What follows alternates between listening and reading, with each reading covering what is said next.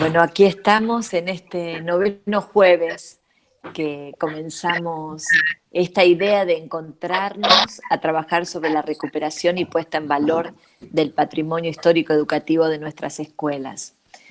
Le damos la bienvenida y todos los miembros del equipo Huellas que lo van conociendo, lo van recordando en la medida que van transcurriendo estos días.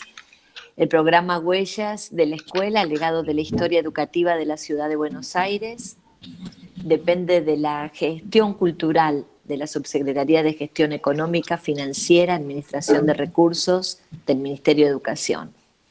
Queremos saludarlos a cada uno de ustedes y hacerlo extensivo a cada uno de los miembros de sus familias en estos momentos tan complejos. Estamos convocados a que la significación de la cultura material de la escuela, que le da la impronta a nuestra sociedad, la escuela, que es donde principalmente se debaten y construyen los hábitos, la ética, las normas, las perspectivas y los contenidos que junto a la familia y a la comunidad toda somos responsables de la sociedad que conformamos. Hemos comenzado a poner como objeto de estos encuentros en forma clara la cultura material de la escuela. Cada uno de ustedes, como verdaderos arcontes, han recogido, identificado objetos, documentos, testimonios, libros, manuscritos, han realizado hallazgos que significan algunas de las huellas que emocionan a exalumnos, porque es en la escuela donde el saber y la emoción de los niños, jóvenes, adultos sucede y proyecta con otros actores que objetivizan la vida de la familia y así forman parte de la subjetividad de generaciones de alumnos. Hoy hombres y mujeres de una sociedad que tiene que pensarse para proyectar su futuro interpelando su propia humanidad. Los hallazgos de documentos, de objetos, nos interpelan para reescribir hechos históricos a la luz de los nuevos datos que revelan esos hallazgos, nuevas lecturas, nuevas técnicas de conservación, proyectos de difusión que comienzan a surgir entre las comunidades de profesionales que trabajan a partir del hallazgo. Hoy, y vieron que me vestí de blanco y celeste, en esta oportunidad, en el marco de los 250 aniversarios del nacimiento de Manuel Belgrano y los 200 aniversarios de su muerte, nuestro programa realiza un homenaje a través de la difusión y del hallazgo de la conservación de la bandera macha. Y hemos invitado en el día de hoy a Miguel González, que es profesor de historia, magíster de historia de la Universidad de Itela, maestrando de la historia de la Universidad de Itela, que ha trabajado en los comienzos en el programa Huellas, siendo pasante, luego investigador y bueno, muy cercano al trabajo comprometido en el cuidado, difusión en nuestras instituciones, que como historiador nos haga un marco sobre esta recuperación de Belgrano, su bandera, las batallas del Alto Perú. Y luego invitamos a María Pía, que fue uno de los miembros que conservó la bandera macha, que nos cuente esa emoción de haber puesto en valor esta bandera. Y luego invitamos, como hacemos siempre, 2 experiencias valiosas de nuestras escuelas. A Ana Franco, que halló la primera bandera de la Escuela Normal número 9 y la puso en valor y la puso en exposición. Y luego invitamos a Mónica Herrero. Mónica es la directora académica de Lenguas Vivas, que nos va a comentar cómo están recuperando su patrimonio, además que hallaron también una bandera que hay toda una historia en la tradición de la escuela que ella nos va a contar, y justamente hoy después les vamos a poner como una tarea con el deseo de empezar a pensar cuando podamos volver a nuestras instituciones. Esperemos que sea pronto y con salud de todos. a recuperar las primeras banderas de nuestra institución y qué historia tuvieron. Y María Pía con todo ese equipo está disponible en esta recuperación textil. Así que bueno, primero le voy a dar la palabra a Miguel. Miguel, ¿estás por allí? Sí, sí, buen día. ¿Me escuchan ahí? ¿Se escucha bien? Sí, se escucha bárbaro. Ah, Qué bueno, alegría, perfecto. Miguel, que nos cuentes estas historias. Bueno, antes que nada quiero agradecer a todo el equipo de Huellas, del cual, como dijo Marcela, formé parte cuando era estudiante de historia en el Joaquín B. González, y equipo del que nunca me fui tampoco, porque siempre intento formar parte y apoyar todas estas iniciativas y proyectos que también le hacen al legado histórico de nuestras escuelas y a la identidad incluso de la ciudad y de las escuelas de la ciudad de Buenos Aires. Cuando hablé con Marce para participar de este encuentro, pensé, bueno, en las distintas entradas que podríamos tener sobre Belgrano, ¿no? O sea, tenemos un Belgrano abogado, un Belgrano político, un Belgrano educador, un Belgrano economista.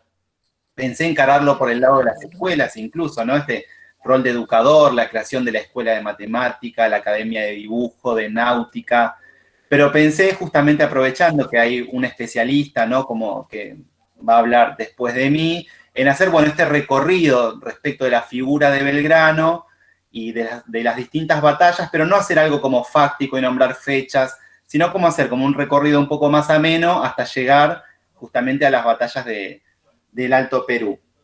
Sí me gustaría también, como el título es como Belgrano en la historia escolar, o sea, mencionar que justamente es a través de los textos escolares e incluso de los textos más académicos, y sí traigo la figura de Bartolomé Mitre, que en su Historia de Belgrano y la Independencia Argentina, allá por 1857, es quien retoma nuevamente esta figura de Belgrano en el izamiento de la bandera, ¿no? Les voy a compartir una imagen y algunas imágenes. Bueno, esta es la figura que todos conocemos de Manuel Belgrano, ¿no? Las dos figuras más representativas. Y sí me gustaría también hacer que tengamos en cuenta como este pasaje que hay en Belgrano, ¿no? Para que entendamos un poco la figura de Belgrano.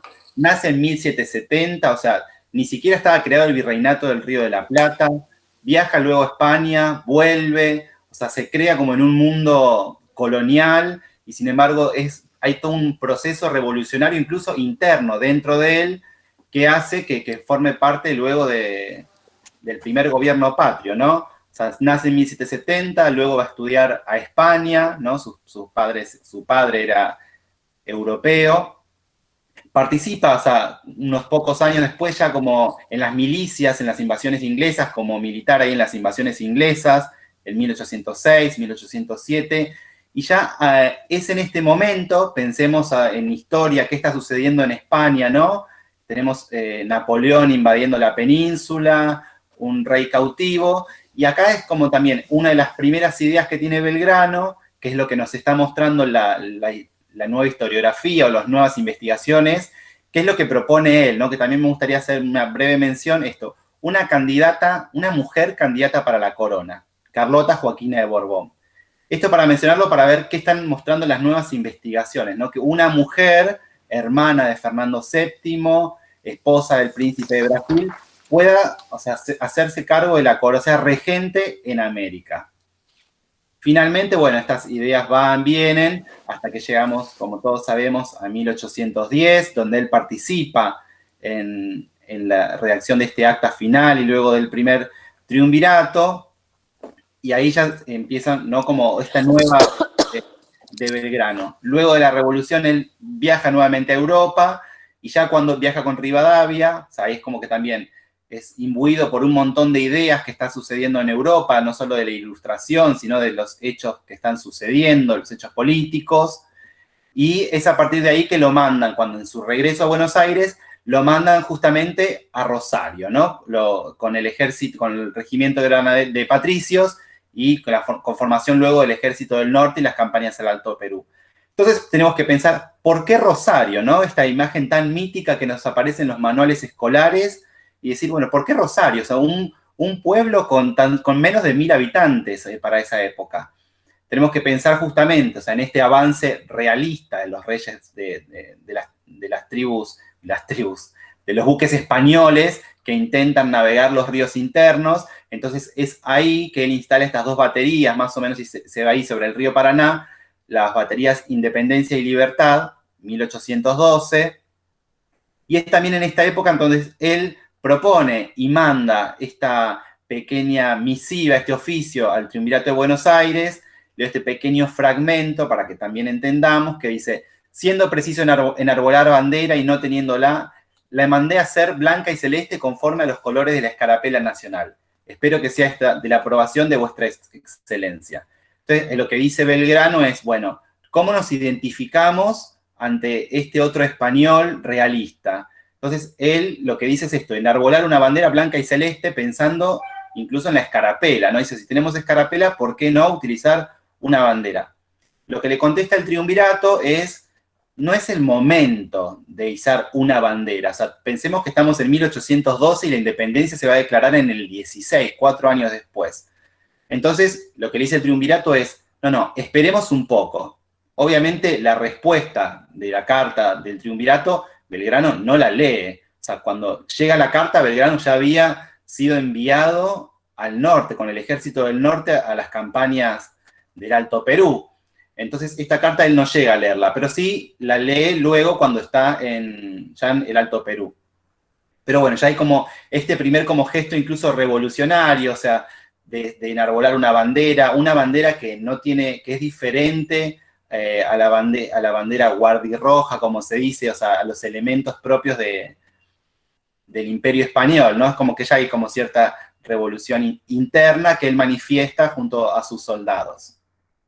Es enviado al norte, ahí pelean dos grandes batallas, en la batalla de Tucumán y en la batalla de Salta, y hace bendecir la bandera, otra bandera que también tiene él, la hace celeste y blanca y celeste, la hace bendecir por el cura Gorriti, que es tío de Juana Manuela Gorriti, que también me parece un personaje histórico, muy rico para analizar, que en otro momento lo podemos tener en cuenta, porque a mí me gusta hablar como de estos personajes como nuestroamericanos, ¿no? Que no son argentinos, sino que son parte de esta América del Sur, de estas provincias unidas, que viajan al Alto Perú, a Chuquisaca, todo el virreinato, ¿no? Bueno, hace bendecir la bandera, tiene grandes triunfos en Salta y en Tucumán, y luego es enviado a combatir al Alto Perú, ¿no? Pero es acá donde surgen como dos grandes derrotas, que son en este recorrido del Ejército del Norte en 1813, en las batallas de Vilcapugio y Ayohuma. Lo interesante para destacar es que él en este recorrido lleva estas dos banderas, o sea, la bandera que tenía él y la bandera que le había entregado el triunvirato, que incluso era, o sea, él tiene una bandera blanca, celeste, blanca, y otra que es celeste, blanca, celeste. Bueno, ahora vamos a ver bien el tema de los colores cuando hable la especialista, ¿no? Pero él advirtiendo, ¿no? Este avance realista que viene bajando desde el Alto Perú, dice, bueno, o sea, se advierte como la derrota, o sea, si bien enfrenta, es acompañado por las milicias, o sea, locales, o sea, tiene un gran apoyo popular, estas milicias pelean de mano a mano, o sea, están súper comprometidas incluso con la causa revolucionaria, o sea, también para que tengamos en cuenta que no es Belgrano solo, sino que hay todo un grupo que lo acompaña, convencido, ¿no? Incluso por las arengas que hace Belgrano, o sea, es necesaria participar en estos combates. Pero advirtiendo todo este proceso que está dando, le entrega estas dos banderas a un militar norteño, quien se las da. Ya estamos en la zona del Alto Perú, en la zona exclusivamente de Potosí, en Bolivia. Le da estas dos banderas a un cura, a un párroco, para que por favor las resguarde y no sean tomadas como trofeo de guerra. Piensen que una bandera es una insignia, podríamos decir, o sea, nacional, si lo pensamos en términos actuales, pero es una insignia que identifica a toda la infantería, o sea, a todo el cuerpo militar, o sea, que saquen las banderas y sea un trofeo de guerra, es como, no sería para nada agradable y no estaría muy bien visto, o sea, sería como peor la derrota. Entonces, él entrega estas dos banderas, y les dice, es un militar norteño, se las entrega a un cura, y dice que por favor las resguarde, ¿no? Es entonces en 1885, o sea, piensen si no las resguardó, que más de 70 años después, o sea, piensen que esto es 1813, y son descubiertas, redescubiertas en 1885, en este paraje, en la iglesia de Titirí, o sea, en la zona de Macha, de Potosí, Bolivia, donde detrás de un cuadro de Santa Teresa, otro párroco, limpiando, ordenando esta capilla, encuentra embrolladas estas dos banderas, ¿no? Que es nosotros lo que llamamos, por eso llamamos la bandera de Macha, que acá es una imagen, quizás no es del todo nítida, pero es un ejemplo de la bandera de Macha, que como vemos es blanca, yo digo celeste, después capaz que podemos indagar en el color, blanca, celeste, blanca, y los historiadores también llamamos a esta otra bandera, porque a veces dicen las dos banderas de Macha, llamamos a una bandera de Macha y a otra bandera de Ayohuma, que esta sí es como la conocemos ahora, hoy en día no, con los colores celeste, blanca, celeste. Entonces estas dos banderas, después de 70 años, son redescubiertas, una es enviada, ¿no? Después de misiones diplomáticas, como de vuelta al ya conformado, a la ya conformada nación argentina, pero sí también me gustaría, si vemos esta imagen de los colores de la bandera de Macha, cómo la bandera de Tucumán retoma también estos colores, incluso como homenaje a Manuel Belgrano, porque fue quien lideró, o sea, evitó el avance realista, lideró a los pueblos de estas tropas españolas. Entonces, en honor a él, esta bandera de Tucumán retoma estos colores iniciales de la bandera de Macha, ¿no? Y luego será en 1816, o sea, luego no, en 1816, el Congreso de Tucumán aprueba el uso de esta bandera nacional. En el 18 se le agrega el sol incaico, tal como la conocemos hoy, y será en 1938, cuando el Congreso, mediante una ley, establece en honor a Belgrano el Día de la Bandera. Sí me gustaría también, o sea, destacar, o sea, que es gracias a estos estudios y estos avances que podemos repensar incluso como nuestra identidad y derribar también aquellos mitos que dicen, bueno, existía la nación argentina, o sea, nació el 25 de mayo, no nació el 25 de mayo, ¿cuándo nació? Nació el 9 de julio. Bueno, esto nos invita a pensar también cuál era la identidad que tenían en ese momento en el Virreinato del Río de la Plata. Pensemos que es una situación muy compleja, entonces nos invita como a repensar, a buscar en los archivos, en las actas de independencia, a derribar estos mitos que muchas veces son fortalecidos por los manuales escolares o por las distintas corrientes historiográficas, a que pensemos la historia como proceso. O sea, entonces la historia nos invita como a repensarnos incluso nuestra propia identidad, a que pensemos qué identidad guarda Belgrano, ¿no? Ese Belgrano que nos muestran los manuales escolares, el Belgrano que nos muestran las investigaciones académicas, con el Belgrano que realmente es, ¿no? Entonces, ¿hay un solo Belgrano? Sabemos que no, ¿no? Que hay un Belgrano economista, un Belgrano educador, que es, o sea, es multifacético y es necesario como analizar cada una de estas perspectivas y también que nos invite, o sea, a reflexionar esta breve como exposición, o sea, el sostenimiento o no, o problematizar, o sea, una bandera nacional en el siglo XXI, en una época, ¿no? Que estamos, o sea, como donde está todo, la cultura está transnacionalizada, o sea, y el valor que tienen estos símbolos patrios, o sea, que nos ayuden a reflexionar. Bueno, habrá próximos encuentros, como le dije a Marcela, podemos pensar, bueno, cómo aparece Belgrano específicamente en los manuales escolares a través del tiempo, eso podemos verlo en un próximo encuentro, pero más o menos por ahí Bueno, habíamos acordado. Miguel, muchísimas gracias. Acércate bien al micrófono que dice que a veces... pero acá Marcela Dubini dice que además que le gustó mucho, dice que la gran figura de Belgrano, no lo suficientemente reconocida por una historia que valoró más los triunfos militares que las grandes ideas. Y creo que también permite pensar que estos belgranos, mostrados por los manuales escolares, que en los próximos encuentros nos vamos a poner a buscar qué nos dicen los manuales y por qué los manuales son tan valiosos en esta cultura material de la institución, de la escuela, va a ser muy importante empezar a pensar y reflexionar en los distintos momentos de la historia y desde la actualidad. Tan lindo lo dijiste.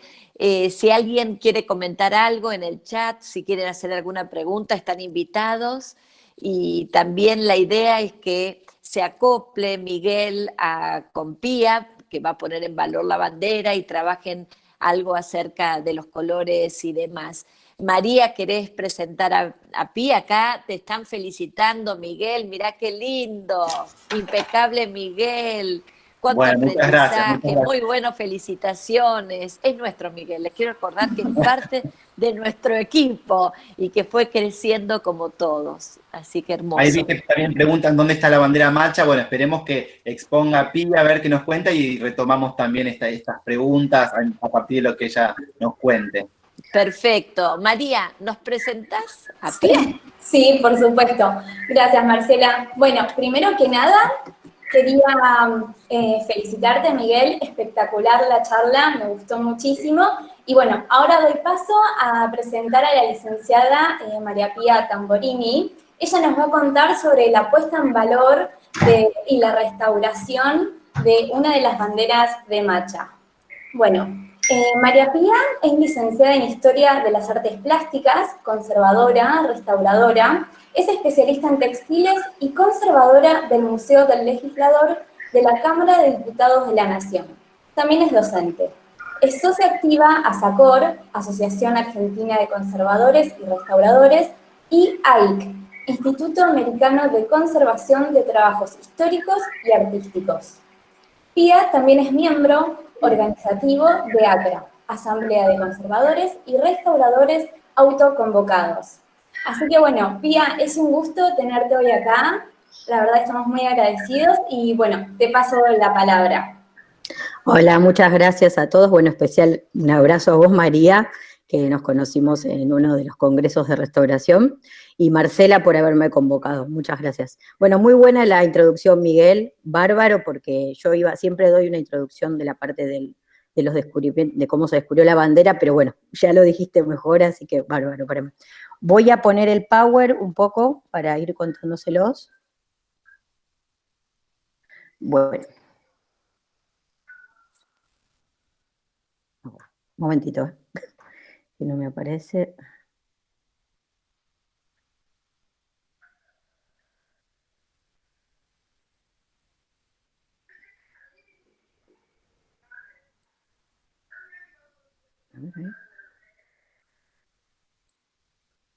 Ahí está. Bueno, antes que nada, les voy a comentar un poco la formación.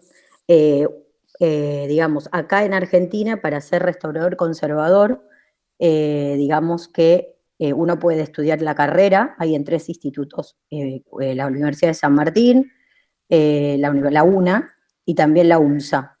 Pero después no hay ninguna especialización, o sea, uno no puede especializarse. Para eso uno en este momento se tiene que ir a otro lado a especializarse, para seguir la carrera de conservador y de la especialidad que uno quiere seguir. En mi caso, yo estudié primero Historia del Arte porque en su momento no había tampoco la carrera en el país, hice restauración de pintura de Caballete con no sé si ustedes lo conocen, puede ser Telechea, que fue quien restauró, es conocido por haber sido quien restauró el cadáver de Evita, y fue uno de los primeros restauradores de la Argentina. Y luego sí me tuve que ir a otro país a estudiar porque no había nada acá. O sea, me especialicé en restauración de textiles, en la especialidad seda en Italia, donde estudié allá eso y estuve trabajando 5 años en un museo en restauración de textiles de seda puntualmente. Así que cuando empezamos este proyecto, bueno, era bárbaro porque la bandera es de seda y tiene muchísimas problemáticas. Así que bueno, la verdad que toda mi formación que había hecho con ese material me sirvió muchísimo.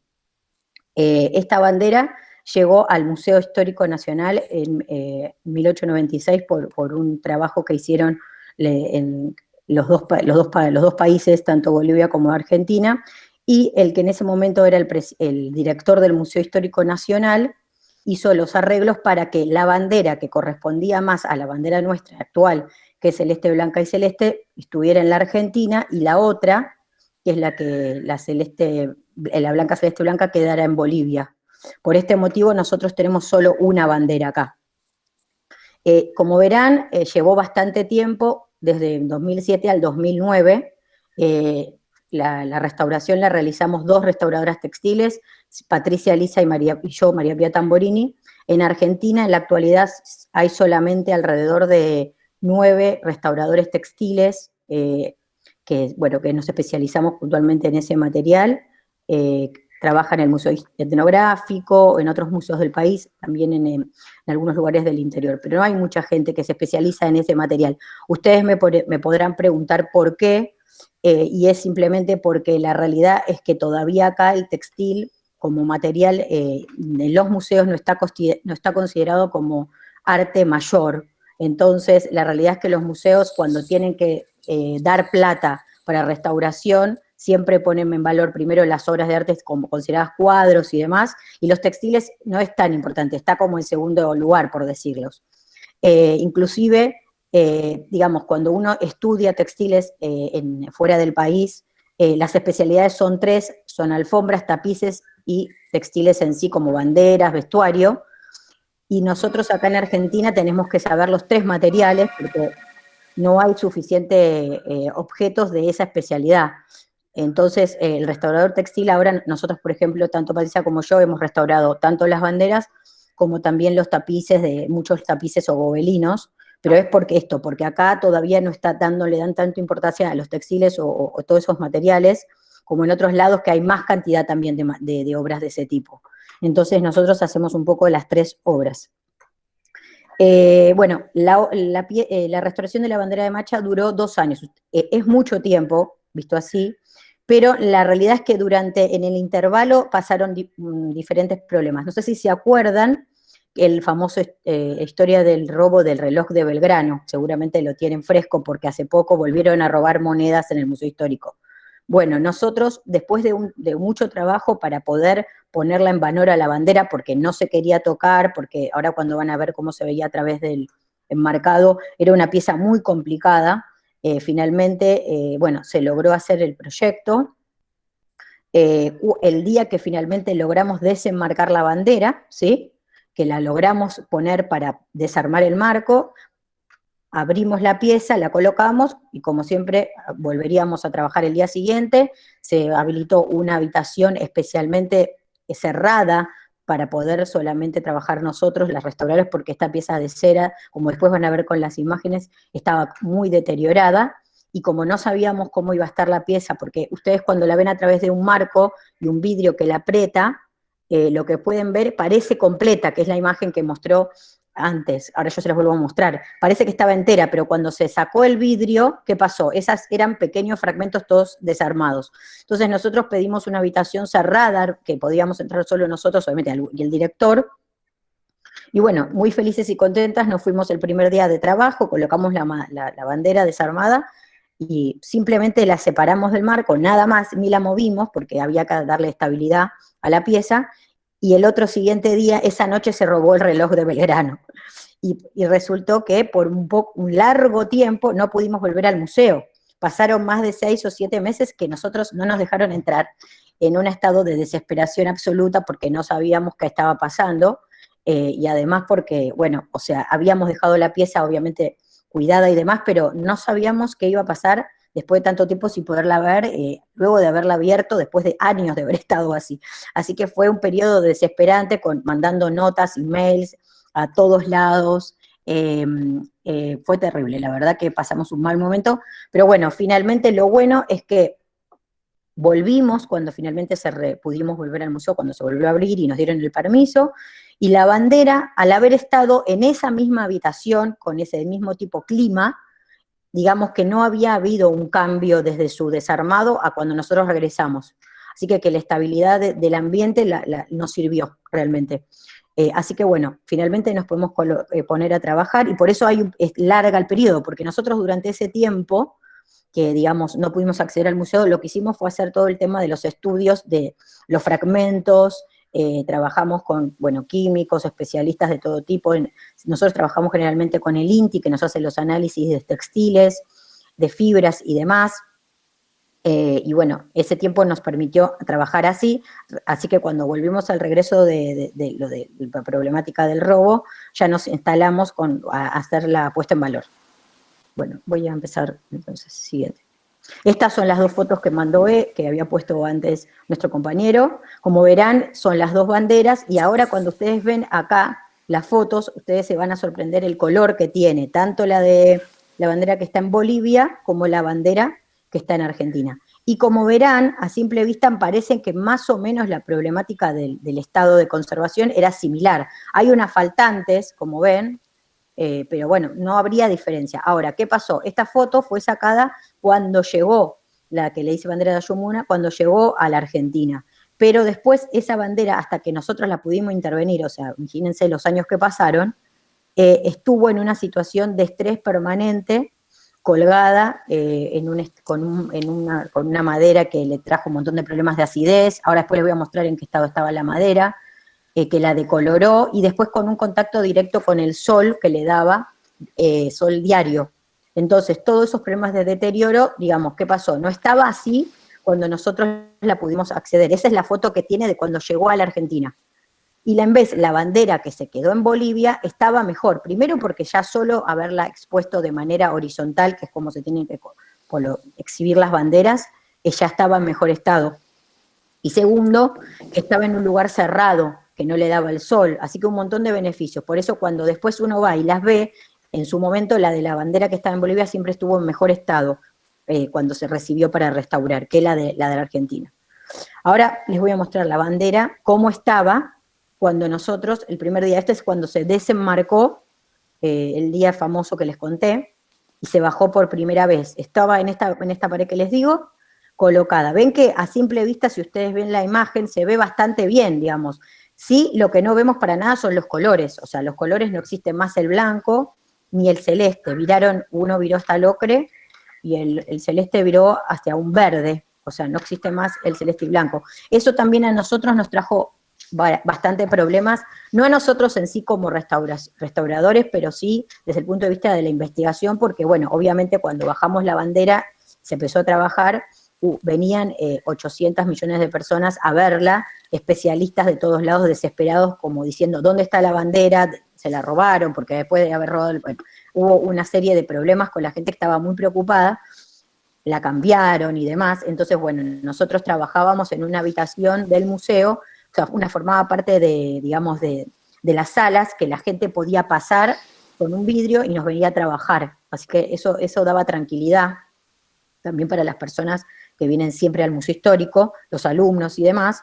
Y después el problema era, especialmente de todos los, digamos, los investigadores de Belgrano, del Instituto Belgraniano, vinieron de todos lados, porque decían, bueno, a ver, acá ustedes dicen, ¿no?, que es la bandera que se usó, o por lo menos tiene esa importancia. O sea, ¿cómo sabemos que seguro es una bandera antigua? Vamos a empezar. Nosotros, como restauradores, no podemos hablar sobre si es de quién o no. Nosotros lo que hacemos es hacer una investigación histórica, una investigación científica, y a través de esos datos podemos decir, esta bandera es anterior o posterior a ese periodo. No podemos saber quién la tocó, quién no la tocó. Inclusive todos nos decían, esas manchas que hay son de balas.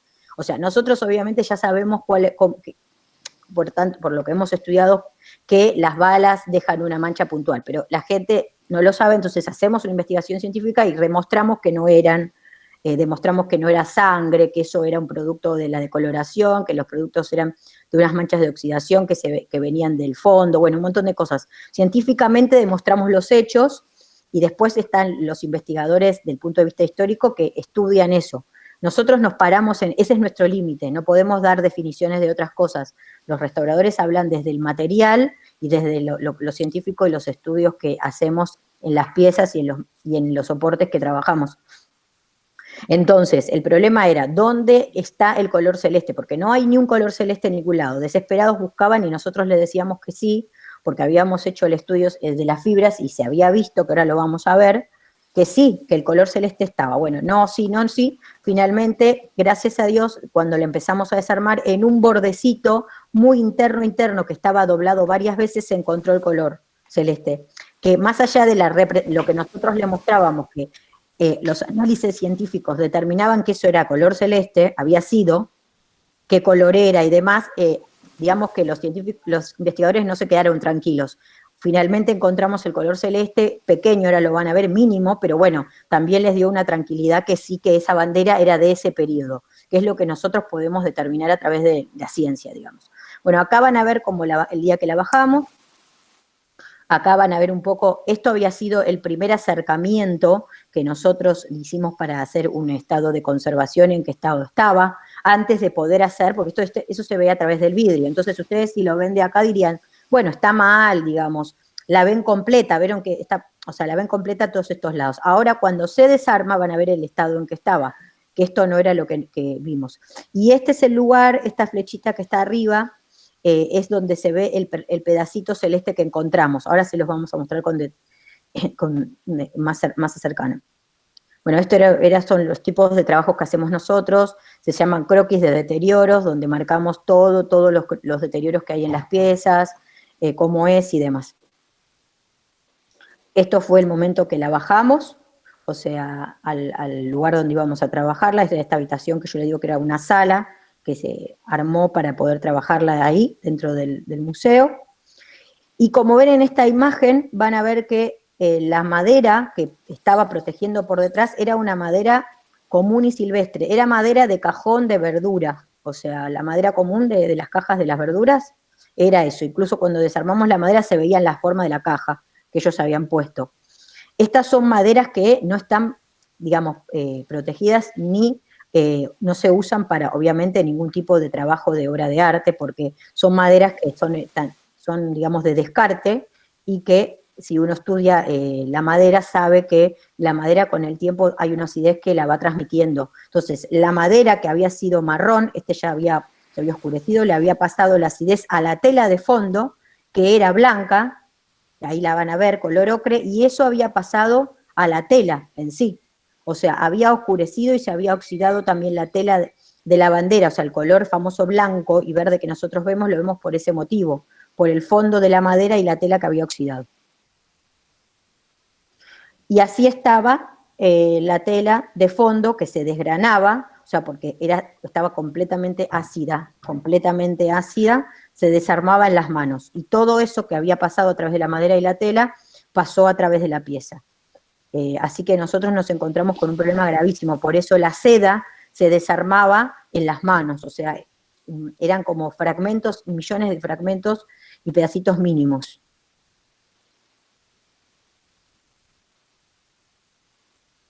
Acá es el fragmento que les comentaba, bueno, ahí nosotros hacemos el análisis de microscopía, nosotros trabajamos, como les dije, en el INTI, se analiza qué tipo de ligamento tiene, qué fibra y demás temas, que se sabe qué material es, se reconfirma si la trama y el urdimbre es el mismo, si qué trabajos hay, todo eso se hace con todos estudios de microscopía. Y ahí pudimos ver lo que les comentábamos, que sí estaba el color celeste, ¿ven? Acá se ve perfectamente con la microscopía, pero bueno, eso los investigadores no les daba tranquilidad, decían, pero no puede ser que no haya quedado aunque sea una parte, y nosotros les explicábamos que el problema de la acidez de la madera y la tela había decolorado completamente, había cambiado, pero bueno, complicó. Así que seguimos trabajando, acá se ven, se hacen todos estudios con diferentes microscopios. Acá era para mostrarles un poco cómo se ve que parte de esto es las fibras que vieron que quedó el celeste pero el blanco, y en algunos directamente no había nada, había desarmado, desaparecido. Y acá es cómo empezamos a trabajar.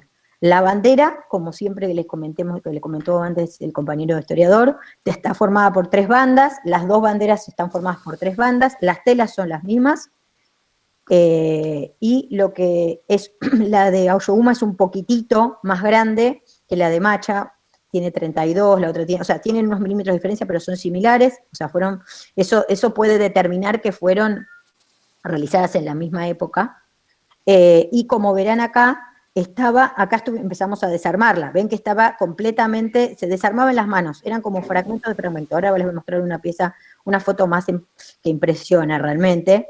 Entonces nosotros lo que hicimos, el primer momento, es colocar esto que ven abajo es el vidrio, o sea, lo dimos vuelta y la dejamos como estaba, no tocamos nada, simplemente desarmamos y hicimos un gran croquis con una especie de filmina que se llama Mylar, que es un material de restauración, donde poníamos cada fragmento, le determinábamos un nombre, dónde se colocaban, y eso fue lo que nos llevó muchísimo tiempo, porque después, ¿qué pasaba? Esto estaba dado vuelta a la bandera, la tuvimos que volver a girar, y ponerla, toda esta parte se tiene que poner sobre un soporte que la va a sostener, o sea que todos esos pedazos tenían que colocarse del otro lado, que eso fue lo que nos llevó mucho tiempo también. Este es el fragmento que yo les contaba, ¿vieron? Que es en un pequeñito angulito, se descubrió doblado, doblado, doblado el color celeste, ahí lo ven bien, y sobre eso también se hizo el estudio del color. ¿Vieron que se ve como blanco y celeste? Hay como unas rayitas blancas y celestes, que este fue el estudio, esto que les dije al principio, que se veía blanco y celeste, ¿sí? Eso, ¿por qué está en ese bordecito? Porque ese bordecito estuvo resguardado del sol principalmente, y era como, estaba doblado en sí, en su misma, digamos, doblado en sí, como 3, 4 veces, entonces no se veía y estuvo protegido. Pero de igual manera con el tiempo se fue desapareciendo, vieron que fue desapareciendo el blanco que era celeste, o sea, desapareció en ese lugar. Eso es porque eran tintes naturales, cuando son tintes naturales, con el tiempo eso puede ir desapareciendo. Bueno. Ahora paso a explicarles un poco lo que sería exactamente la conservación de textiles. ¿Por qué conservación y no restauración? Porque si uno sabe un poco la diferencia entre la restauración y la conservación, en los textiles, digamos, la restauración digamos, no es tanto que, por ejemplo, en los textiles, como les expliqué, tenemos los tapices, las alfombras y los textiles.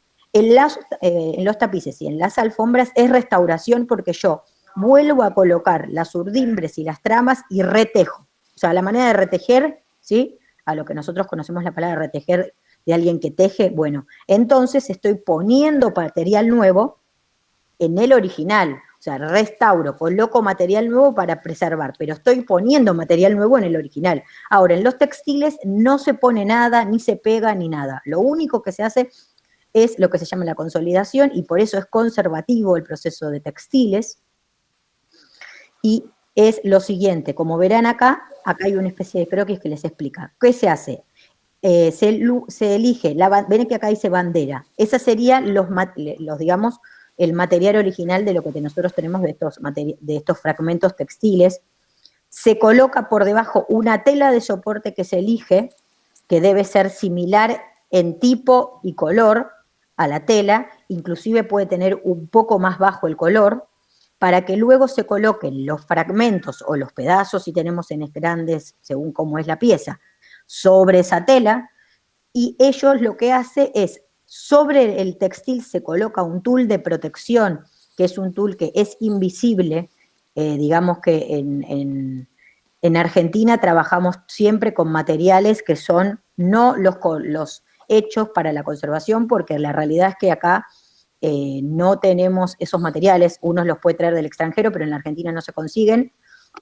Entonces nosotros trabajamos con lo que tenemos y tratamos de utilizar los materiales que tenemos aquí. De igual manera, cuando uno tiene un proyecto importante, siempre logra que se consigan y demás. En este caso puntual, nosotros trabajamos con el Instituto de Conservación de Chile, quien nos tiñó las telas de soporte. Compramos seda de Lyon, original, con el mismo grosor del original, la hicimos traer de Francia a través del gobierno, porque hicieron todo un trámite con diplomacia, luego se mandó a Chile, se utilizaron los tintes conservativos, o sea, se hizo todo porque este proyecto es importante, pero no siempre podemos hacer eso, porque obviamente el costo es muchísimo, y bueno, y ahí estamos los conservadores y restauradores que estamos unidos y nos vamos pasando las cosas.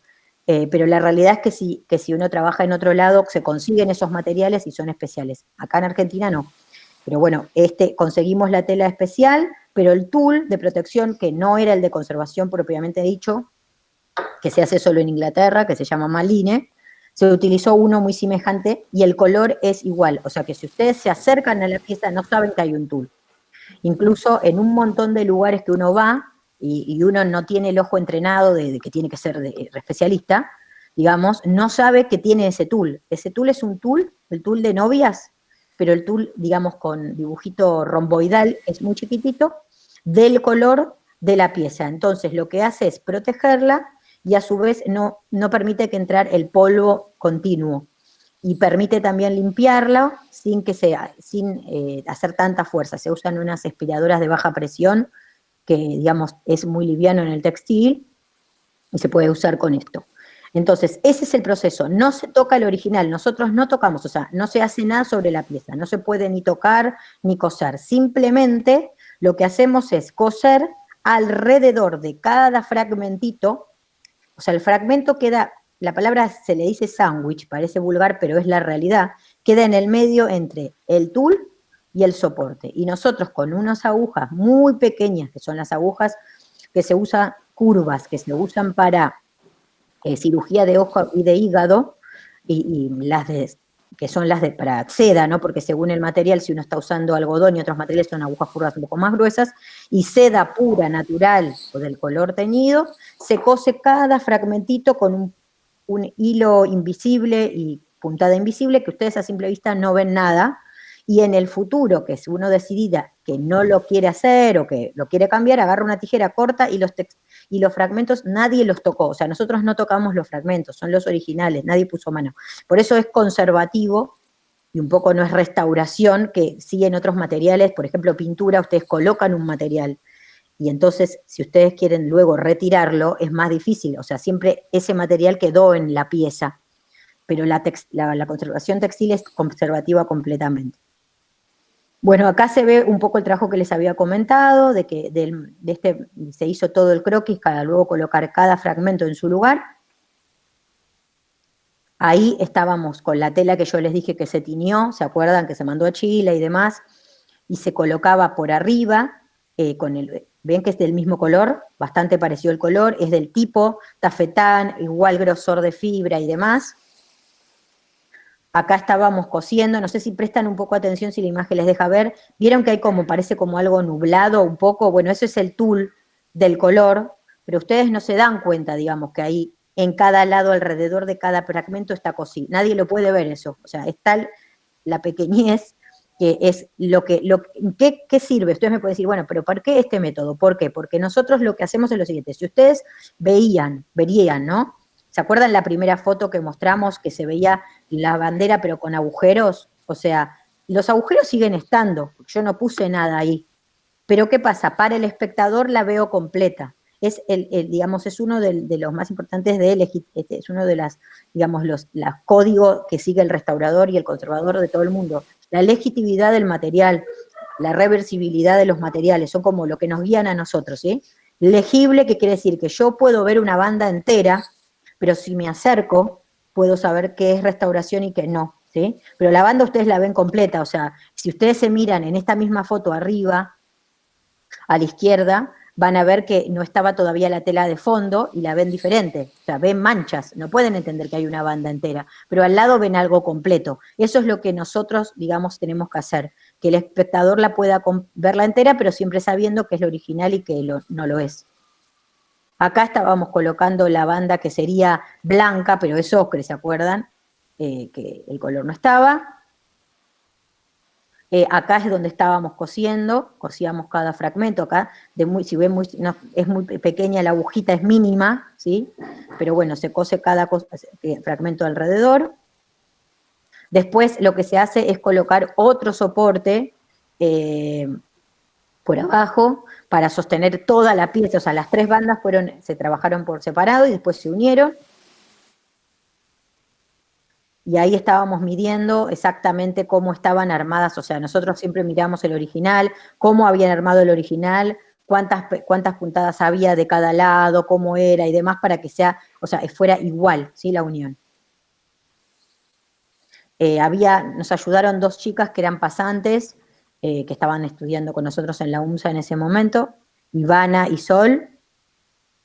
Ahí ya estaban armadas, todavía no lo habíamos cosido. Acá se ve que en el original el blanco, que sería esto de medio, estaba sobre el celeste de esta misma manera, así que nosotros lo hicimos igual. Ahí cosíamos. No sé si prestan atención, esta foto la hicimos simplemente para que vean que nosotros no nos apoyamos jamás en el textil. Nos mantenemos siempre sin hacer ninguna presión y siempre en un estado de, digamos, como volando, por decirlo alguna cosa. En este caso, digamos, parece complicado, pero yo he trabajado, por ejemplo, en algunos lugares donde las piezas eran inmensas y me habían hecho como un soporte de cuerpo, como cuando agarran a las ovejas, se van a reír, pero es así, y me sostenían sobre la pieza en el aire para que yo no me pudiera apoyar y pudiera cegar al medio. Pues nosotros no podemos tocar nunca la pieza. Y acá está terminada la pieza completa de la bandera. Luego la bandera, digamos, lo que nosotros trabajamos un poco fue que fíjense cómo estaba, cómo quedó, digamos, completa y que ahora se entiende que son 3 franjas, ¿no? Se puede entender que es una bandera. No sabemos el color, pero sí sabemos que es una bandera. Una cosa importante es que nosotros trabajamos con las luces UV, la luz LED, cuando nos armó el montaje en el Museo Histórico, para que la gente pueda entender los colores. O sea, ustedes pueden tocar y ver que los colores son celeste y blanca, le da una tonalidad para que la gente también vea eso, que por ahí siempre cuando piensa en la bandera argentina, piensa en los colores. Entonces, si no la ve, se queda un poquito impresionado. Bueno, obviamente la bandera está en oscuridad permanente, porque ahora, o sea, no soporta 1 grado más de luz, y se puede prender la luz y verla. También se restauró la otra bandera, también con un grupo de Argentina, que estaba Patricia Liza lo mismo, y se hizo el mismo procedimiento, porque en realidad la restauración y la conservación de las banderas este es el proceso que yo les expliqué, y es el método que hay, que se hace acá y en todo el mundo. Es un método ya como estabilizado, y antes, en un momento dado, se hacía también la adhesión de las banderas, se usaban materiales de conservación, pero se descubrió que el adhesivo en un textil no es reversible, no hay vuelta atrás, o sea, después que pasa, el textil, digamos que pasó las fibras, no se puede regresar. Eso en el Museo Histórico, ellos en su momento, que esto era lo que se usaba antes, hay muchas banderas adheridas y no podemos hacer nada por ellas ya. Entonces, o sea, en Argentina este es el método, pero en el mundo es el método, no hay otro método de poder conservar las banderas y restaurarlas, que no es restauración, pero se le dice, ¿no? Restauración a los textiles y a las banderas propiamente dichas. Bueno, muchas gracias y bueno, cualquier cosa me dice. Yo habilito a todos que abran los micrófonos y para hacer un fuerte aplauso en homenaje a todo este trabajo, Pía, así que abrimos los micrófonos, por Gracias. favor. Gracias.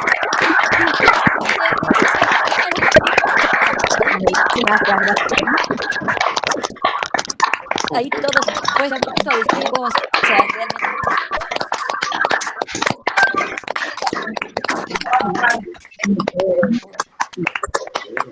Acá dicen, bueno, estás leyendo. Sí, gracias. Pía, estás leyendo estos aplausos, dice, llegan las lágrimas. Bueno, ¿qué sentiste vos en todo este proceso, Pía? Mira, esa es una pregunta que siempre nos hacen a todos los conservadores o restauradores, ¿no? O sea, restauradores conservadores. Cuando es una pieza es importante para, digamos, simbólicamente o históricamente o cualquiera. La realidad es, para cuando lo contamos siempre, no sé, la gente se pone un poco mal, pero en realidad es así. Nosotros es como que nos llamamos, digamos, doctores del arte, porque es la realidad, o sea, no estamos vestidos así, usamos los mismos elementos. Es como que vos le digas a una persona cuando salva a alguien, no es porque la persona es más importante o menos importante. Para nosotros todas las piezas, incluso cuando te trae una persona en su casa, no sé, un objeto y te dice, me lo podés restaurar, para esa persona es re valioso. Entonces, para nosotros todas las piezas que restauramos, todas son valiosas, y nos ponemos a trabajar de la misma manera, no diferenciamos si es Belgrano o si es una bandera de, no sé, de quién sea la persona que nos la... Porque sabemos que para esa persona es muy valioso y es importante, y es historia para la persona y va a ser historia para nuestras generaciones futuras. Obviamente, en este caso era una responsabilidad extrema y digamos, el problema era que nos venían a consultar, viste, como te vuelvo a repetir, los investigadores estaban como locos, y nos perseguían, y nosotros le decíamos, tranquilos, porque nosotros seguimos todo, o sea, reglas, o sea, seguimos lo que te digo, estudios científicos, no hacemos nada si no hacemos todos esos estudios, porque sabemos que no se puede avanzar. Es un poco como el médico. Yo doy muchas clases a los chicos en las escuelas primarias y cuando me presento como vestida como si fuera una doctora, porque es la realidad. Tengo la mascarilla, los guantes, me pongo los anteojos y los chicos se quedan ahí. Les muestro mis herramientas y les digo, ¿y qué es lo que hago? ¿Cuál es mi trabajo? Y ellos me dicen, doctora, ¿no? Entonces, bueno, es como para mostrarles que nosotros somos doctores del arte. Obviamente no me pongo jamás digamos, en el valor de un médico que salva una vida, ¿no? Obviamente, incluso ahora estamos trabajando sobre los protocolos de vuelta después del COVID, y nosotros decimos, primero es guardar al personal, cuidar al personal y después las piezas, ¿entendés? Pero estamos con le damos esa misma importancia, porque todas las obras de arte son importantes, van a ser lo que va a ser, digamos, para generaciones futuras, hay que cuidarlas, así que digamos que para nosotros es importante. Igual, bueno, te da una importancia, digamos, te pones un poco nervioso, pero te digo que a mí me pasa que cada vez que tengo que empezar una obra me pongo nerviosa, como diciendo, bueno, a ver qué me pasará ahora. A veces uno dice, lo ve y te dice, no, es una pavada, ¿viste? Te mandan una foto, una pavada, y vos te acercás y decís, no, no es una pavada, a ver, acá hay un problema más profundo, ¿viste? Qué sé yo. Pero bueno, ese es el trabajo que hacemos y contentos, ¿viste? De poderlo hacer. Pía, acá están preguntando el tul, ¿tiene algún color especial? Sí. ¿Se tiñe? ¿Dónde se Sí. tiñe? Mira, los tules, vieron que yo les comenté que la tela de soporte, o sea, uno tendría que tener los materiales que les dije, comprar las telas, digamos, color neutras, y luego teñirlas con unos tintes especiales de conservación que acá no los tenemos. Entonces nosotros acá en Argentina, digamos, tenemos ya negocios que conocemos, los tenemos identificados y buscamos las sedas, o buscamos entre amigos, ¿viste? Bueno, tenés una seda, guardamos pedacitos, la gente ya sabe, y cuando tiene algo así nos guarda.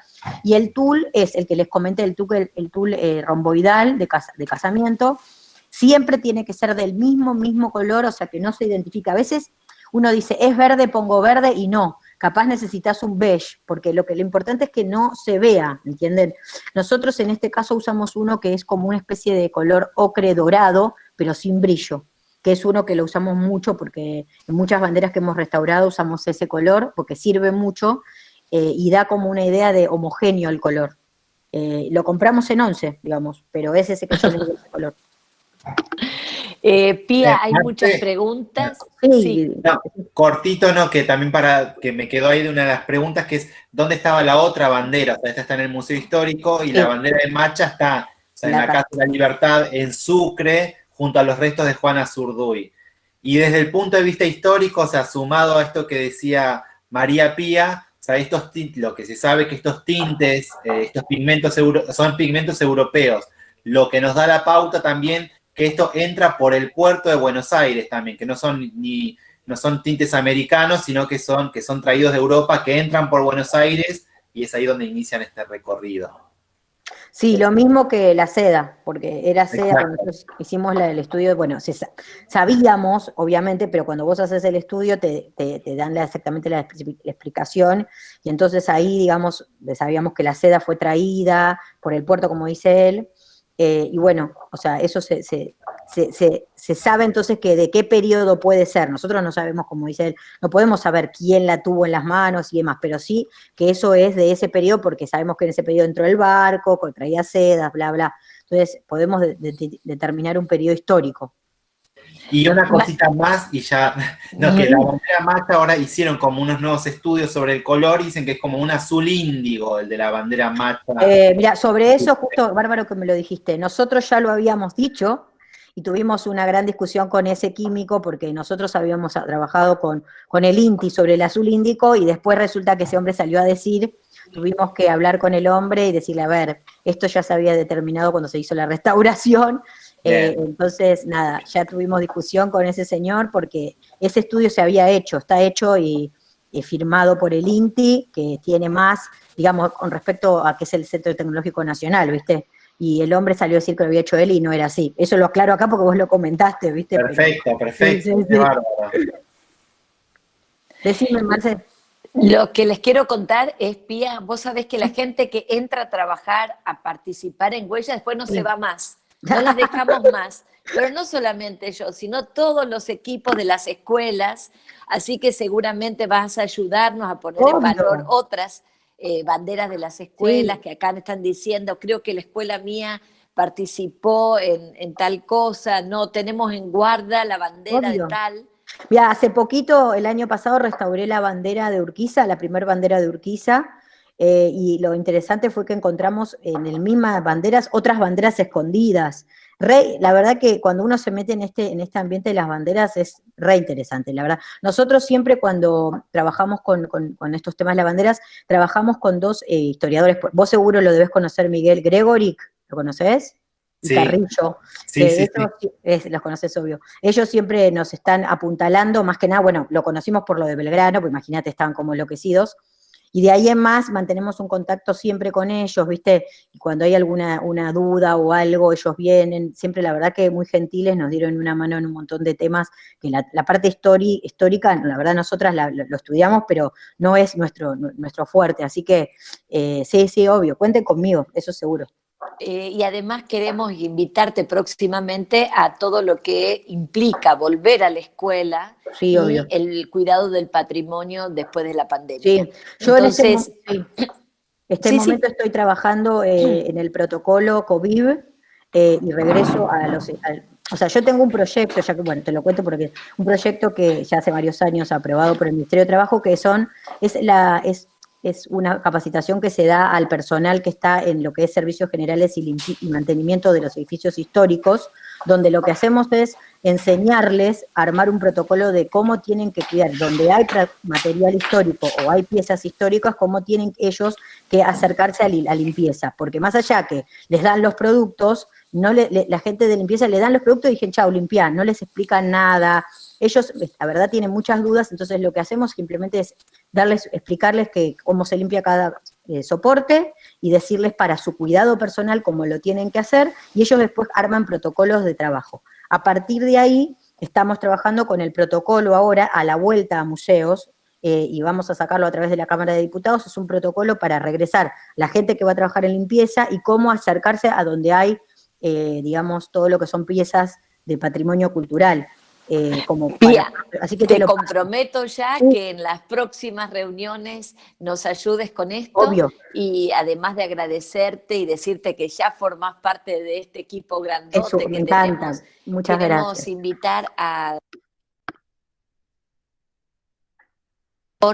eh, han colaborado, primero identificaron unas banderas, que es Ana María Franco, estás allí para que nos cuente rápidamente, porque el tiempo se nos va y no quiero que la gente se vaya sin terminar de lo que teníamos programado, así que después, como siempre, lo retomaremos más adelante. Ana María, ¿estás ahí para Hola, compartir la experiencia que hiciste vos, que cuando encontraste la primera bandera del Normal 9 y cómo está expuesta hoy? Así, sucintamente, y vamos luego a Mónica Herrero, que nos va a presentar esa bandera que no sabemos, porque recién empieza la investigación y el trabajo. Así que gracias, Pía, gracias, Miguel, y rápidamente te escuchamos, Ana. ¿cómo estás, Marcela? Buen día.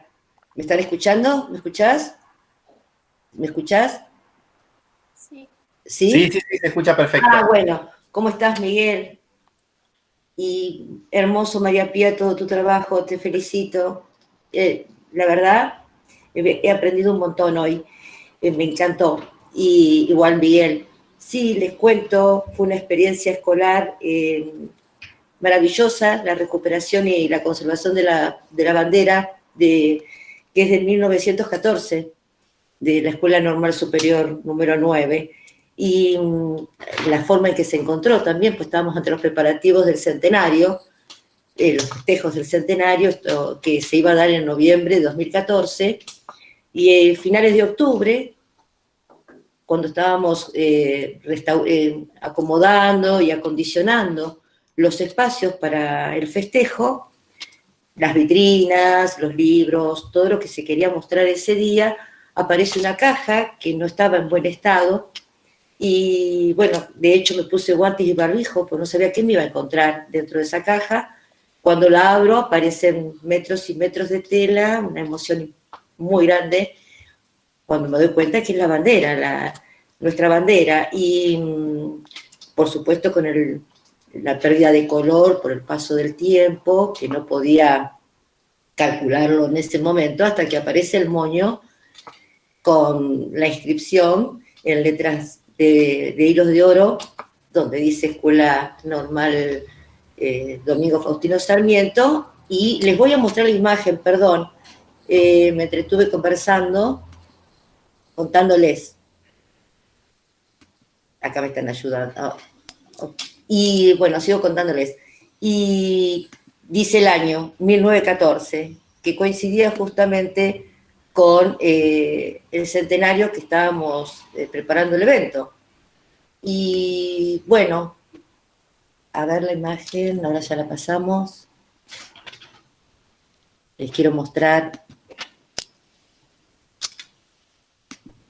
Ahí está, ahí se ve. Bastante alejado, pero es la foto que pude recuperar. Se me ocurrió entonces comunicarme con personas que se dedican a la conservación para poder preservarla y ponernos a trabajar en cómo conservarla de la mejor manera y poder mostrarla en los festejos. Bueno, se trabajó sobre los pliegos que ustedes pueden apreciar, el color es muy tenue, en la foto no se percibe tanto, pero en realidad sí se ve apenas más. El color blanco, como dijo bien María Pía, es como un ocre, o sea, no muy suave, muy tenue, pero y el celeste también se ha perdido por el paso del tiempo. Ahí veo, en esta creo que se puede ver mejor, ¿no? Y ahí ven la inscripción, normal número 9, y sobre el lado izquierdo, 1914. Bueno, se trabajó sobre un encofrado, con un vidrio especial para que pueda mantenerse y no siga su deterioro. Hay un espacio entre la bandera y el vidrio. Acá tenemos más de cerca los pliegues, una visita que nos hizo Marcela, una reunión que mantuvimos. Fíjense que la parte del moño, no sé si lo pueden llegar a apreciar, se ve más nítido, ¿verdad? Bueno, para nosotros, para la escuela, para la comunidad, fue realmente un proceso muy importante, muy emotivo. La bandera, yo recuerdo cuando ingresé a la escuela en 1990, estaba desplegada sobre un marco, sobre un cuadro, en la rectoría de ese momento, que pasó luego, tal vez en las mudanzas y en varias obras que tuvo la escuela. Por lo que me comentaron, se rompió el cuadro en uno de los traslados y el vidrio también, y por eso puede ser que lo hayan colocado en esa caja.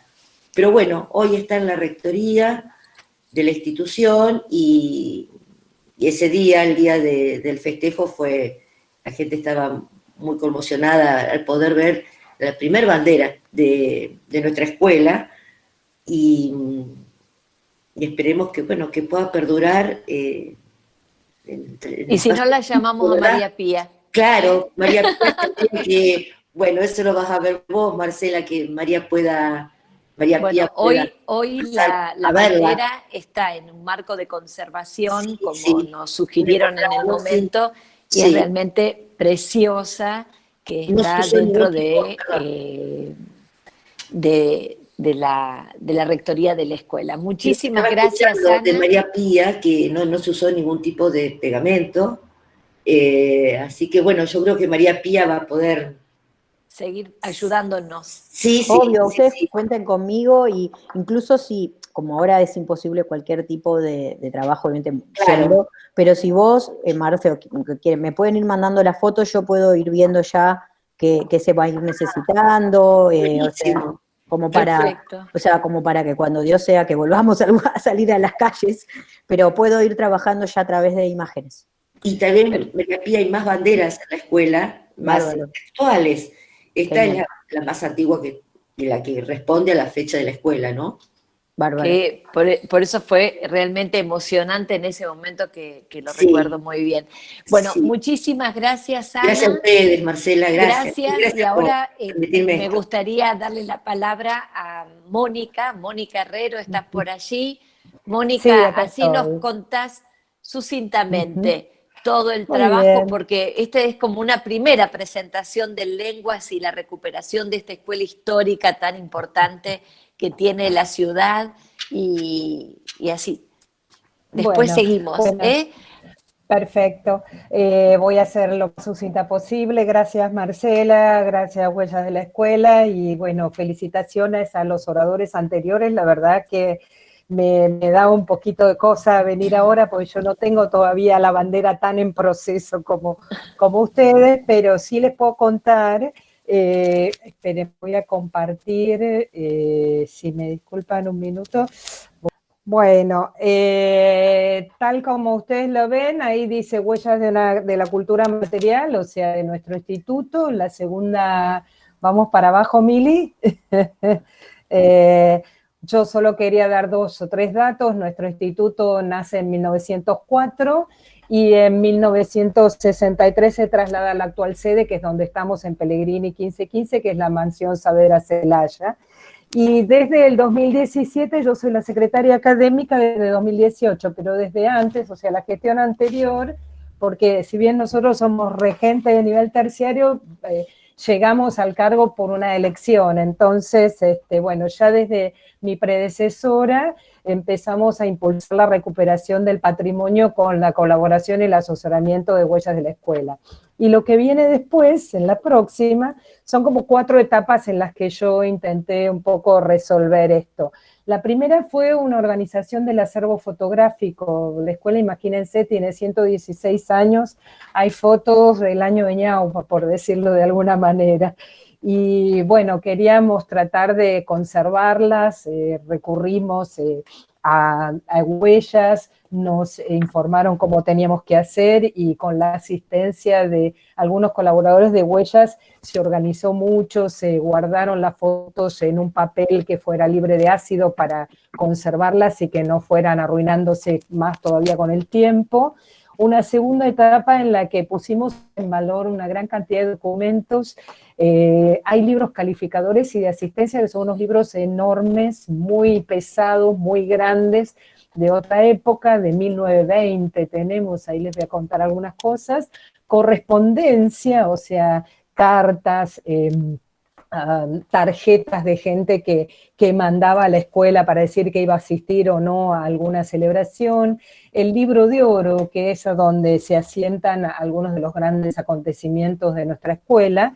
Y luego 2 etapas más, que son una recuperación de elementos ligados al patrono, a Juan Ramón Fernández. O sea, nuestra escuela fue, digamos, creada por un decreto del ministro de Instrucción y Justicia de Roca en 1904, que era el doctor Juan Ramón Fernández, ¿no?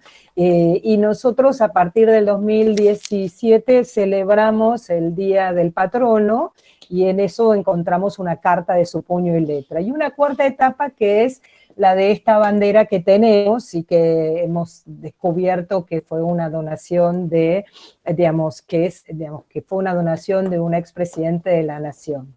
Si querés podemos ir les muestro rápidamente la primera etapa.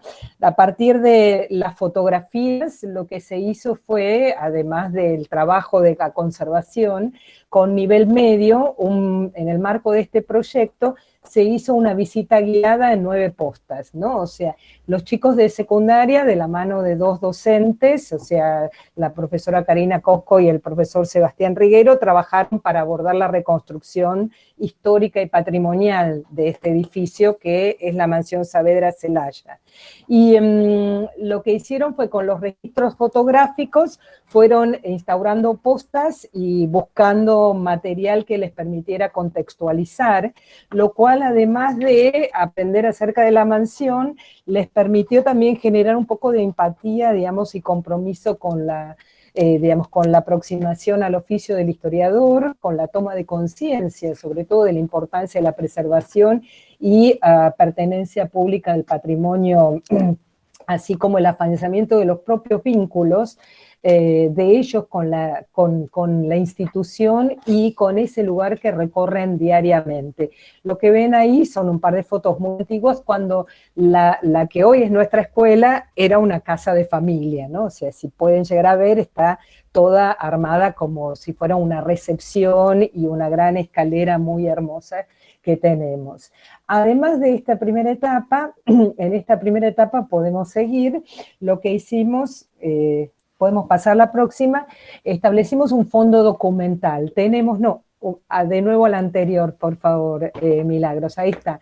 En este fondo documental hay infinidad de material acerca de la escuela, pero una de las cosas que más nos gustó fue tratar de comparar distintos momentos de la vida escolar, o sea, en esos mismos espacios, pero con una cantidad de años de diferencia. Entonces, en la primera foto lo que vemos es un acto, una celebración, y ahora ese mismo lugar como está ahora, lo mismo abajo, o sea, tenemos, las celebraciones, antes las celebraciones se hacían en ese espacio de la escuela, y si ustedes ven en la foto de abajo a la izquierda, hay una casita que era parte de lo que era un invernadero originariamente, y ahora ya no está, o sea, ahora eso es otro tipo de, digamos, hay mucho más espacio, hay cosas que se tiraron abajo con el paso del tiempo.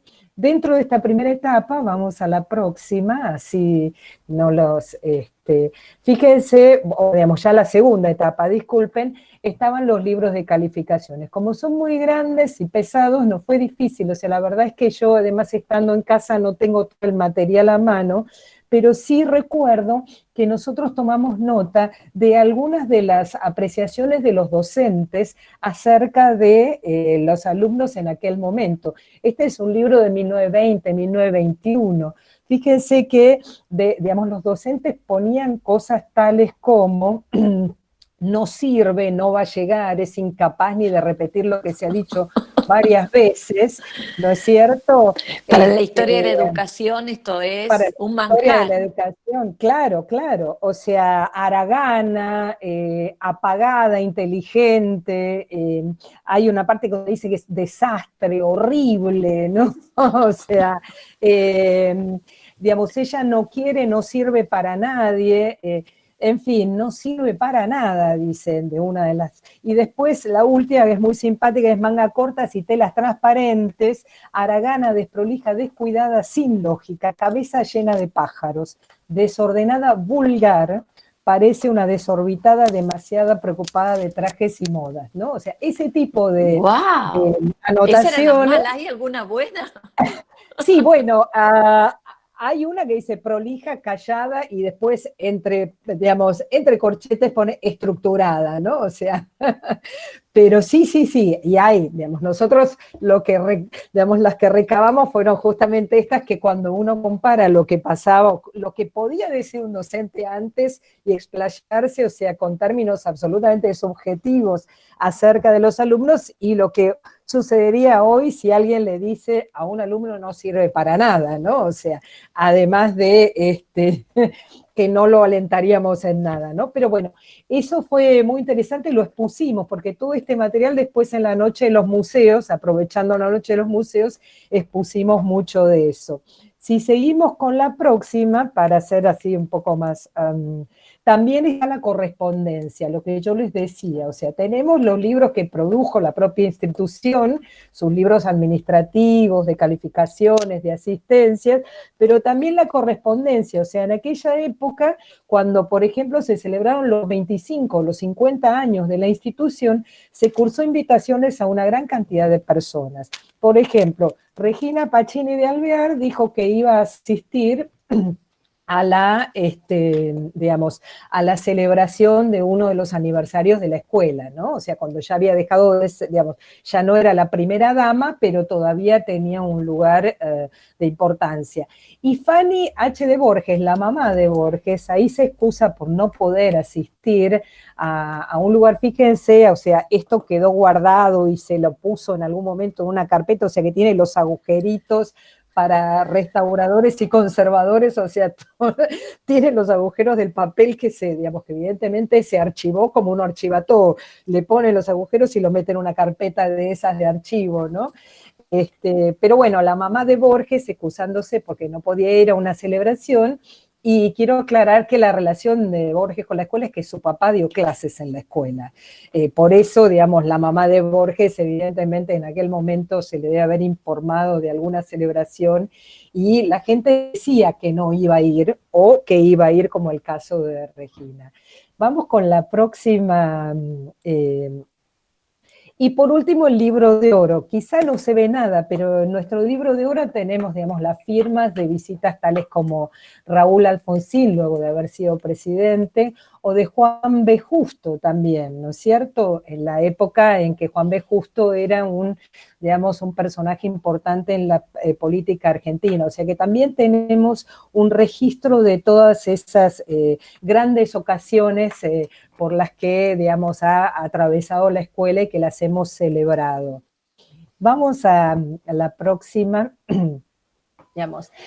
La tercera etapa quizá es más interesante, la tercera y la cuarta, que es, nosotros encontramos de casualidad, porque es lo mismo que les puede haber pasado con la bandera, de la que hablaban recién Ana, o sea, aunque ya había estado expuesta y en algún momento se perdió rastro y después se volvió a encontrar en un ropero, como dijo Marcela, acá nos pasó lo mismo. Un día la rectora saca, digamos, de uno de los armarios que había ahí en rectoría, saca un papel y se le cae un folio, y este folio tenía esta carta, que es de 1906, la escuela se fundó en 1904, y en 1906, o sea, como la escuela se crea porque Juan Ramón Fernández identifica la necesidad de la formación de profesores en lenguas extranjeras, particularmente en aquel momento eran inglés y francés, luego entró el italiano, el portugués y el alemán, pero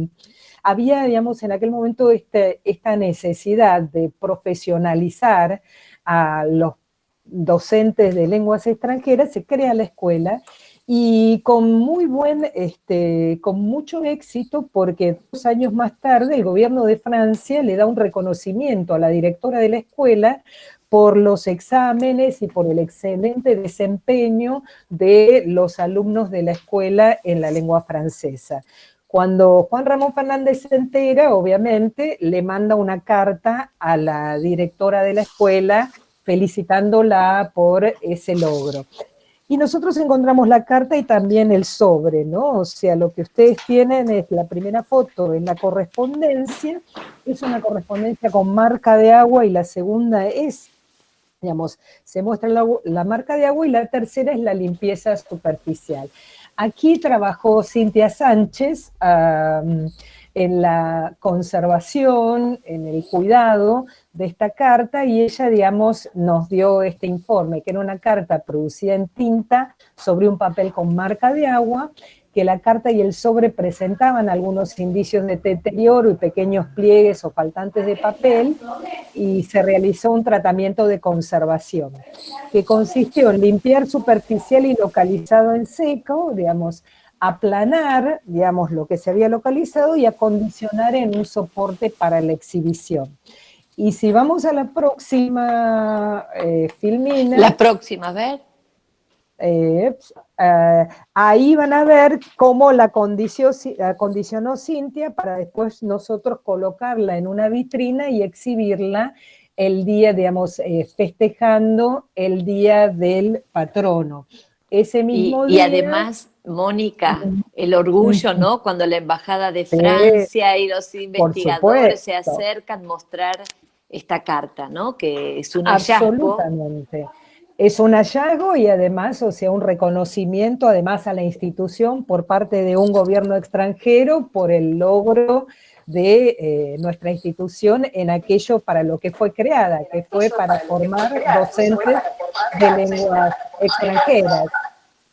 Y cuando hicimos esto, nosotros, cuando presentamos la carta a la comunidad, también ese día, ahí convocamos, que era el día, elegimos hacerlo el día del patrono, el 29 de agosto, y ahí convocamos a nivel primario para que nos acompañara y para que plantáramos también un árbol autóctono, porque en aquel momento también nos habían contactado con la posibilidad de, si nos interesaba tener un árbol autóctono, entonces plantamos el árbol, presentamos, o sea, con los chicos de primaria, y presentamos la carta. Y luego armamos un material de difusión para la Noche de los Museos, que es la próxima filmina. No sé si Milagros anda por ahí y me puede dar una mano. Acá hicimos, ahí explicábamos y reprodujimos qué es lo que decía la carta, donde él, digamos, muy encantadoramente felicitaba a la directora de aquel momento por estos logros de la institución.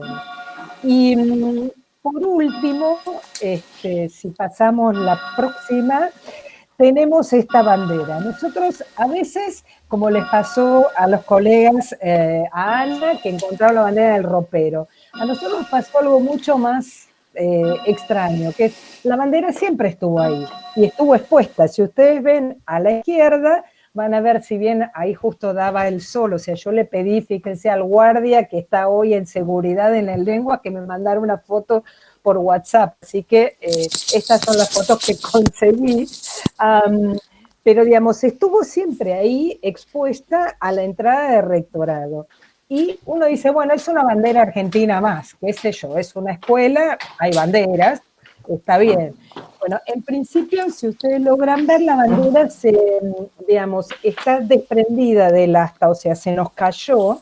O sea, si la ven a la derecha parece como que estuviera entera, pero a la izquierda como que se ha ido cayendo y necesitaríamos, quizá María Pía, en algún momento fueron a hacer una serie de análisis de lo que es esta bandera, a ver en qué condiciones estaba y qué se puede hacer, pero nunca recibimos los resultados, pero lo que necesitaríamos es, bueno, saber si la podemos seguir exhibiendo así, o sea, o como dijo María Pía, se debería exhibir horizontalmente, y la segunda cuestión es la posibilidad de volverla a presentar como corresponde, porque está caída, se ha desprendido uno de sus... No sé, María Pía, si tenés algo para decir. Estoy escuchando, mira, ¿no? Después, sí, perdón, Marcela. María Perdón. Pía, te vamos a invitar cuando sea el momento. Quiero bueno. como ir cerrando por perdón, el hecho... Sí, perdón, claro. porque No. decimos una hora y se extiende y quisiera como María Pía, ya sabés que sos parte del equipo. Vas a tener que empezar a ir escuela por No hay escuela, problema. talleres para alumnos de primaria. Perfecto. Acá ahí tenemos Sí. la directora de Mira, primaria nosotros de lengua estamos que está... haciendo un libro para los niños sobre el cuidado del patrimonio y la conservación, así que se los voy a después pasar para que también lo compartan. Mira, Ana Clara seguro que está ahí, así que se va a sumar Sí, así con que se va a alegría. sumar. No, lo último que me gustaría decir es que, bueno, que todo este trabajo siempre hemos intentado involucrar. Nosotros tenemos primaria, secundaria y nivel terciario, o sea, a través de la Noche de los Museos o de distintas actividades, por eso yo marqué lo de la presentación de la carta o la visita guiada, tratar de involucrar a la comunidad y a los distintos niveles, para que, bueno, aprecien lo que tenemos, ¿no? Que tenemos mucho, y María Pía, necesito ayuda con esa bandera. Bueno, Así que Mónica, Marcela nos va a ayudar. te quiero agradecer especialmente. Sé que están trabajando muchísimo, dando las clases virtuales y demás, y pudimos organizar esto también. Nos parece muy importante que todos se sumen a este trabajo, que es recuperar el patrimonio a pesar de los momentos que estamos viviendo, con el respeto y el acompañamiento. Quiero agradecerles a todos. Ahora Milagros va a poner una pantalla, que es nuestra tarea. Vamos a también, los que quieran recibir la certificación, van a llenar para las sugerencias. También invitamos a las escuelas que no participaron todavía, que quieran participar, que se sumen en sus presentaciones, abrazarlos fuertes en estos momentos que estamos viviendo, felicitar a cada uno y estamos muy contentos de vernos todos los jueves en estos encuentros. Así que muchísimas gracias. Hasta el próximo jueves.